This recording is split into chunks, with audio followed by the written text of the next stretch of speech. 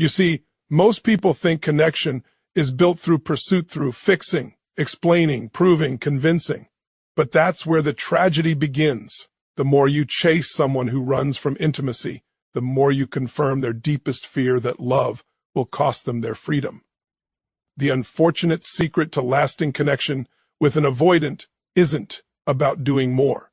It's about being more grounded, more whole, more connected to yourself than to your need for them. Because love without ownership is the only kind that lasts. When you stop trying to manage another's fear, you start mastering your own. That's where real transformation begins.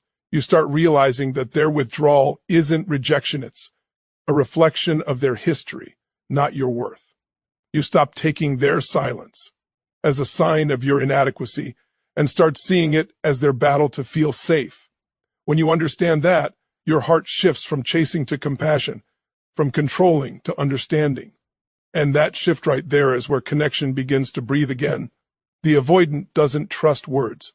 They trust energy. They trust presence. They trust consistency that doesn't collapse when they pull away.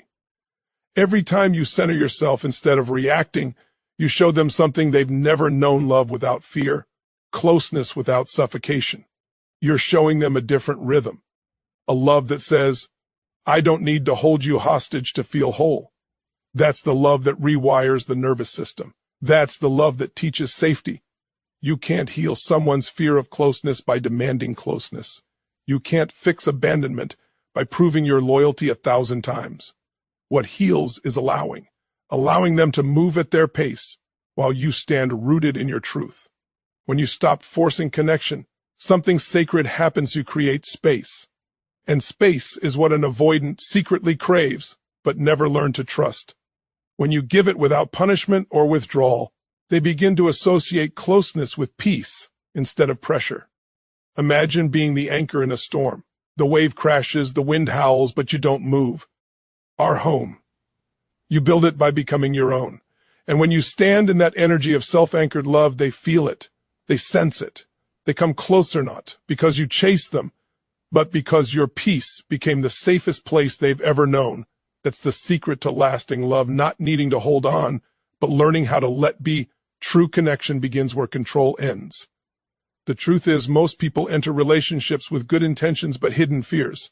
You want love, you want closeness, but underneath that desire is often an unconscious need to manage how the other person responds to you.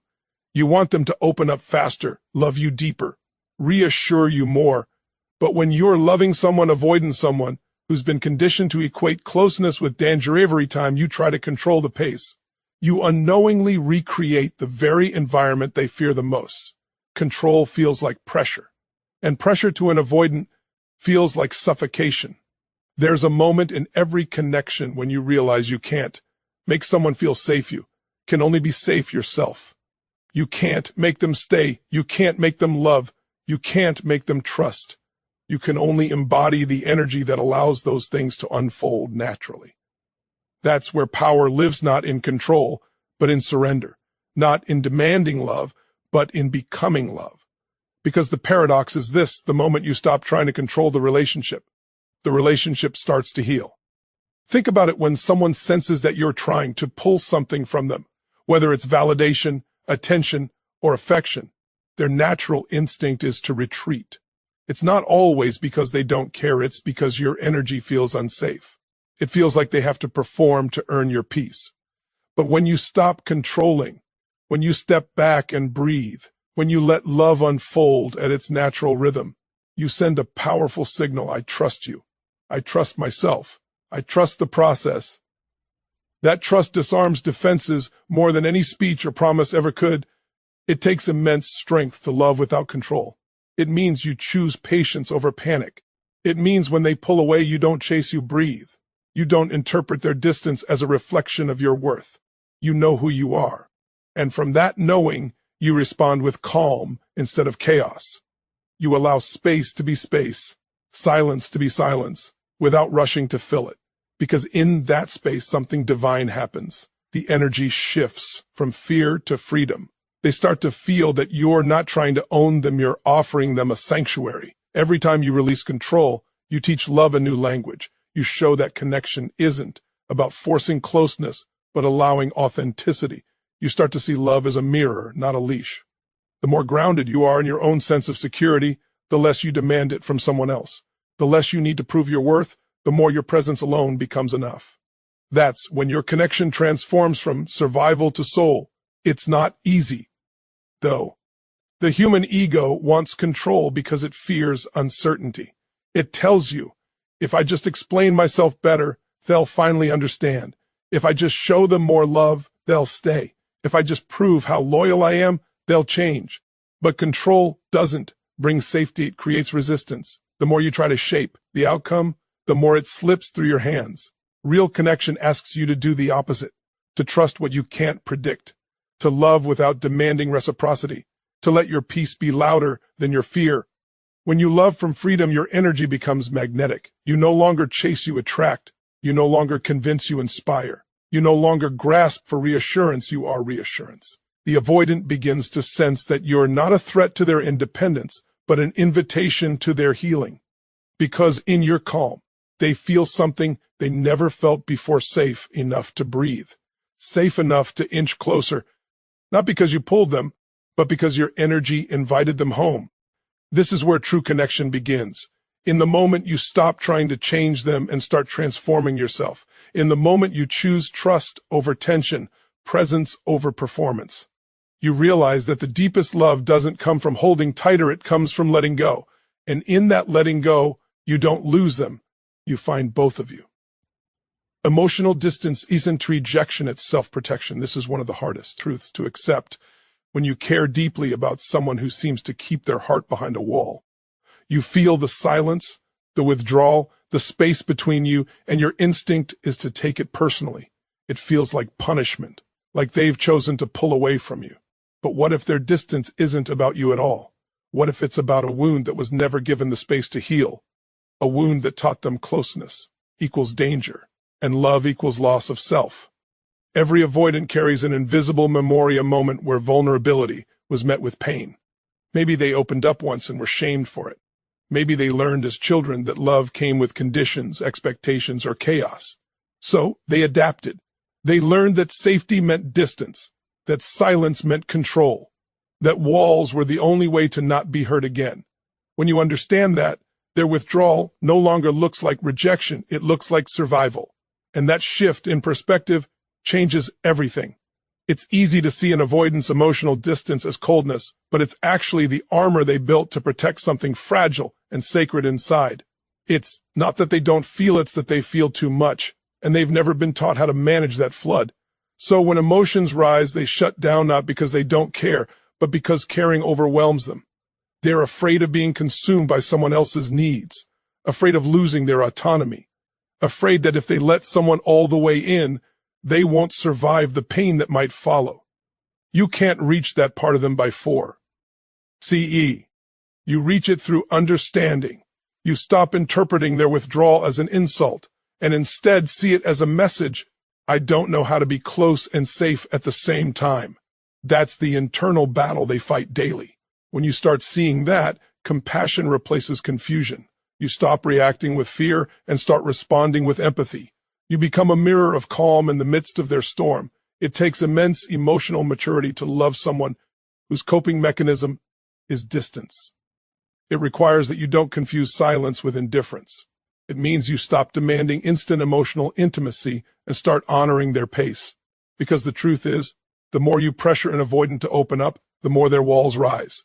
But when you offer patience instead of panic, curiosity instead of criticism, something powerful happens. Their nervous system begins to trust you. Slowly, quietly, but deeply. Understanding emotional distance isn't about excusing avoidance, it's about seeing the human beneath the armor. It's about realizing that their defenses are not defiance, but design. They were built in response to pain. And if you meet that pain with judgment, you reinforce their fear. But if you meet it with steady love, you give them a new experience, one where connection doesn't equal control, where love doesn't require them to disappear. And yes, that can be painful for you too, because part of you craves closeness, reassurance, words that make you feel safe. But loving someone avoidant is also a call to your own growth. It's an invitation to stop depending on external affirmation and to start finding safety within yourself. You learn to self-soothe, to breathe through their silence, to trust that your value isn't defined by someone's capacity to express affection. You stop chasing love that hides and start embodying love that waits. In time, when your presence doesn't demand, when your energy doesn't overwhelm, when your love doesn't come with a hook, they begin to exhale. Their nervous system begins to rewire. They start to associate closeness with calm rather than chaos. And that's when connection becomes possible. Not through words, but through consistent, grounded presence. Emotional distance isn't the end of love, it's the beginning of deeper awareness. When you stop personalizing their walls, you stop fighting ghosts.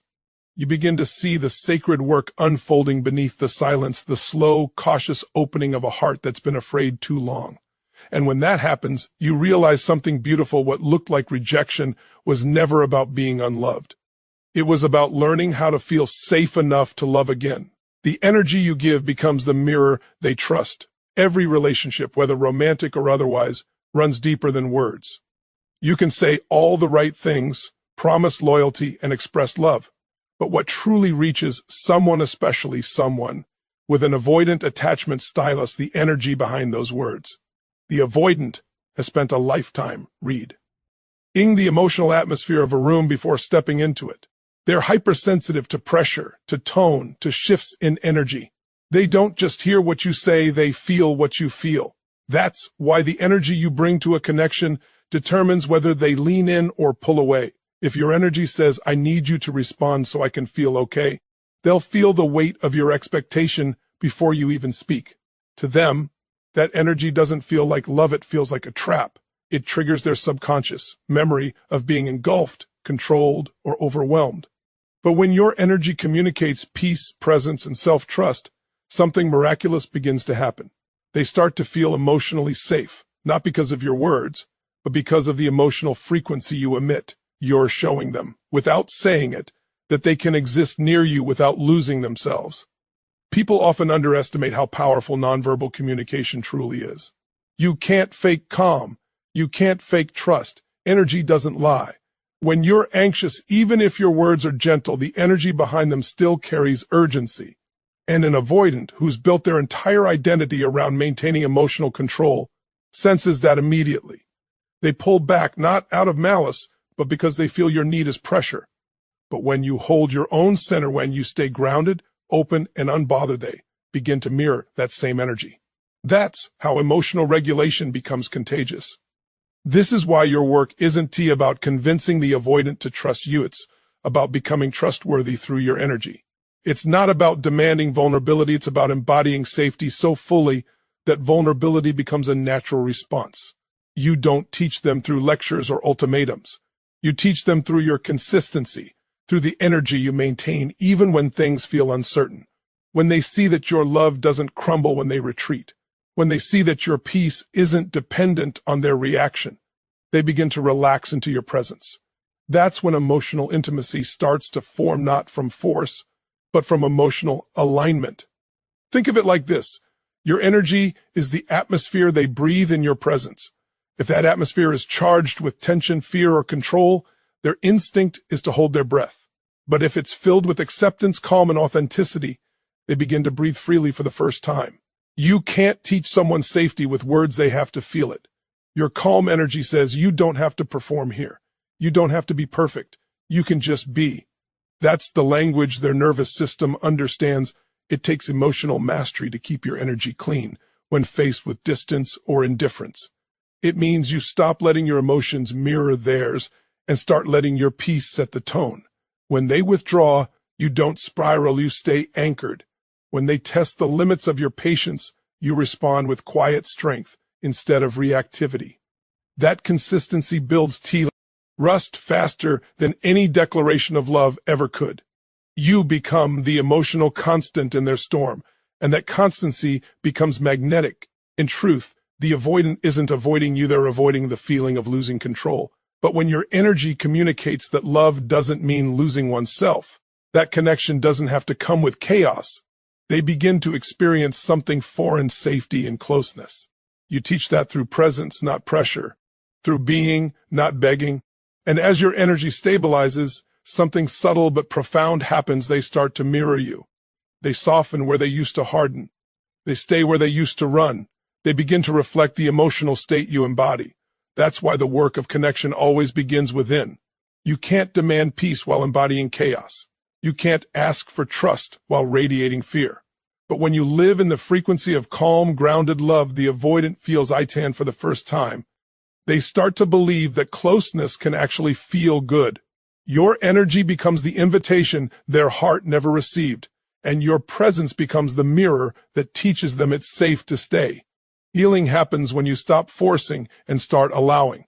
Love, especially with someone avoidant, cannot be built through pressure. The more you try to force connection, the more it resists you. This is the great paradox of emotional intimacy. When you chase it, it runs. When you allow it, it flows.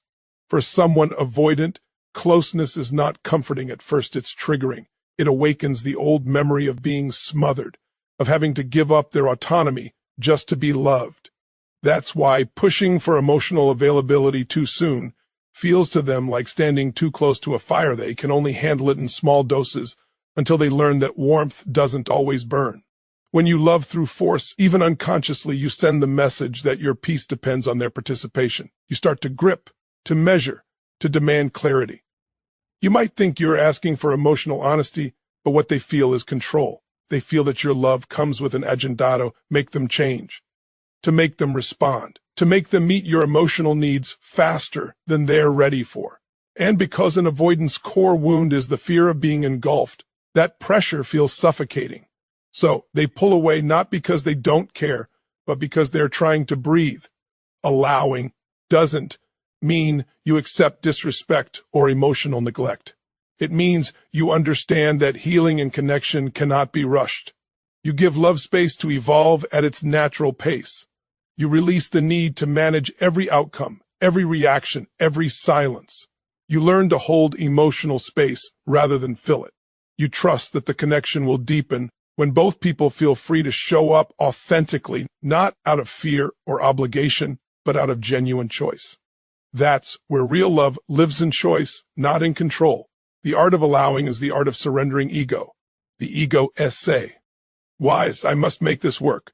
The soul says, "I must stay true to love." Love never forces, it invites. It never demands, it allows. When you start embodying that kind of love, your energy softens. You become a mirror of peace instead of pressure. The avoidant begins to sense something different in you, an energy that doesn't threaten their independence, but welcomes their pace. For the first time, they begin to associate intimacy with freedom rather than fear. That's when emotional safety begins to grow, slowly but powerfully. It takes strength to allow instead of force.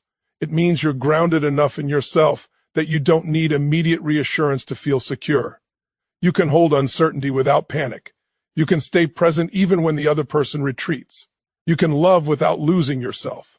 That kind of inner peace is magnetic. It invites the other person to step forward naturally, not because you demanded it, but because your calm presence gave them permission to. Every time you choose allowing over forcing, you teach the relationship a new rhythm. You teach it that love can breathe. That space isn't the enemy, it's the oxygen connection needs to survive. You show that silence doesn't have to mean disconnection, and that waiting doesn't have to mean weakness. It's in those quiet, patient moments that trust is born. Trust that you want chase when they need space. Trust that you want collapse when they pull away. Trust that your love is steady enough to hold both closeness and distance. And this is where healing begins for both of you. Because forcing isn't just about controlling them, it's also a reflection of your own fear. The fear of loss, of abandonment, of not being enough. But when you start allowing, you begin to heal that part of yourself too. You start realizing that love doesn't need guarantees to be real. You stop grasping for control and start standing in your power. You find peace not in what they do, but in who you choose to be. Allowing turns love into freedom. It transforms the relationship from a battlefield into sacred ground. It creates space for authenticity, for vulnerability, for natural growth. And in that space, the avoidant learns something extraordinary: that connection can coexist with autonomy. That love doesn't have to hurt to be real. And when they feel that truth in your energy, they begin to open, not because you pushed, but because you allowed them the safety to come closer on their own terms. Becoming the anchor instead of the wave means choosing steadiness over reaction, groundedness over chaos, and strength over desperation. It's the difference between being carried away by every emotional current and becoming the still point that everything else can revolve around. When you're dealing with an avoidant, your ability to remain emotionally stable is everything. They don't trust words. They trust emotional weather. If your energy rises and falls with their every move, it reinforces their fear that closeness equals instability. But if your presence remains calm and consistent, you show them something new: love that doesn't drown, love that doesn't demand, love that can hold space without losing form. The avoidant often lives in a world of unpredictability within themselves. They may crave connection one moment and retreat the next, pulled by the tug-of-war between desire and fear. When you react to their pullbacks with panic, pleading, or anger, you become another wave crashing against their shore. It creates emotional noise, confirming their belief that intimacy brings chaos. But when you stay grounded, when you respond instead of react to, become a mirror of stability. That stability doesn't just calm the dynamic, it begins to rewire their emotional association with love. To be the anchor, you must know yourself deeply. You must be able to regulate your own emotions instead of outsourcing stability to their behavior. That means when they go silent, you don't spiral. When they take space, you don't interpret it as abandonment. When they test boundaries, you hold yours with compassion and strength. You understand that their storm isn't a reflection of your worth, it's a reflection of their fear. You stop trying to save them and start mastering yourself. Because anchors don't chase, they hold. Being an anchor doesn't mean suppressing emotion or becoming detached. It means cultivating inner peace, strong enough to remain centered amid uncertainty. It's the ability to sit with discomfort without demanding immediate resolution. It's saying, I can love you and still stay true to myself. That kind of energy becomes profoundly healing to an avoidant. It shows them that love can exist without pressure, that closeness can exist without the loss of freedom. It teaches, without words, that safety isn't about control, it's about consistency. There's deep spiritual power in becoming the anchor. It's a practice in faith, in surrender, in emotional mastery. You begin to realize that your job isn't to fix someone's wounds, it's to embody the kind of energy that doesn't add to their pain. You stop matching their withdrawal with your own. You stop fighting fire with fire. Instead, you become a calm sea they can return to when they're ready. And in that steadiness, they start to feel what they've never felt before: trust. Not forced trust, but earned trust. When you are the wave, your love depends on their reaction. You're up when they're close and down when they're distant. You become emotionally dependent on their validation, and the relationship becomes an emotional seesaw. But when you become the anchor, your peace isn't negotiable. It's internal, not external. You carry yourself with quiet confidence that says, I am whole even when you're unsure. That wholeness is what draws the avoidant closer, because it feels safe. It feels real. It feels like freedom, not expectation. This level of steadiness requires discipline and self-awareness. It means recognizing when your own insecurities are triggered and meeting them with compass. Scion instead of projection. It means knowing when to stay, when to pause, and when to let go, not out of fear, but out of clarity. When you become emotionally anchored, you no longer operate from desperation, you operate from divine trust. You stop begging the ocean to calm down, and instead, you become the lighthouse that guides it home. In time, that energy transforms the relationship. The avoidant starts to feel that they can come close without being swallowed. They sense that your presence doesn't try to pull them, it simply is. And that's when something sacred happens. They begin to relax. They start to reach out, not because they have to, but because they want to. They feel drawn to the peace you embody. Because love, when anchored in stillness, becomes irresistible. You stop chasing and start attracting. You stop proving and start radiating. And the connection, instead of being a storm, becomes a sanctuary. The greatest power is non-attached love. It's the kind of love that doesn't grasp, doesn't cling, and doesn't demand to be returned in the exact way it's given. It's love rooted in freedom, not fear. When you love an avoidant, attachment often becomes a battlefield. Your need for closeness clashes with their need for distance. You feel their withdrawal, and it awakens something primal in you, the fear of being unwanted, unseen, or forgotten. That fear can drive you to hold on tighter, to prove your value, to fight for connection. But the harder you grip, the more they slip away. Non-attached love is the art of holding space without holding hostage. It's the spiritual maturity to say, I love you enough to let you be. Most people misunderstand non-attachment. They think it means indifference, detachment, or coldness. But it's the opposite. It's the purest form of love because it's free of control. It says, I love you, and I don't need to own you to feel whole. That kind of love creates a powerful shift in energy. It's what the avoidant has never experienced. See, a love that doesn't chase, that doesn't suffocate, that doesn't punish. When they feel that, their nervous system relaxes. They realize they can be loved without losing themselves. That realization is the beginning of transformation. Non-attached love requires a deep relationship with yourself. It means your peace no longer depends on someone else's response.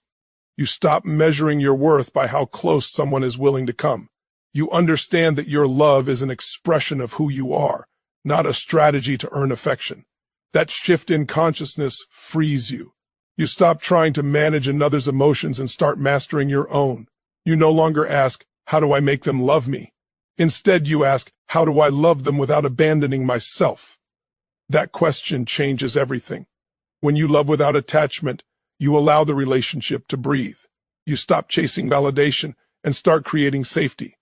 You give the avoidant the gift of space without resentment. You communicate from calm, not fear. You listen without trying to fix. You give without expecting return. That doesn't mean you suppress your needs. It means you express them from grounded truth rather than anxious demand. Because love offered from security feels like peace. Love offered from fear feels like pressure. The avoidant doesn't respond to pressure, they respond to peace. The paradox of non-attached love is that it often draws people closer.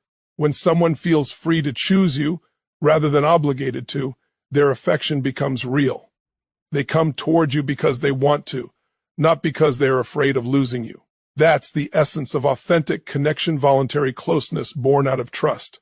You can only inspire that kind of connection when your energy says, I'm already whole. Because the moment you stop needing them to complete you, they start to feel safe enough to connect with you. Practicing non-attached love doesn't ving force that flows from within you. The moment you stop trying to pull love out of someone and start radiating it from your own wholeness, everything changes. You begin to realize that your worth doesn't rise or fall with another person's closeness. You realize that you are not here to fix anyone. You are here to embody the kind of love that heals. The beauty of this journey is that the very thing that once hurt you, their distance, their hesitation, their silence, becomes the very thing that awakens you. It shows you the parts of yourself that still seek validation, the fears you've carried, the wounds you've hidden. And through that reflection, you begin to grow.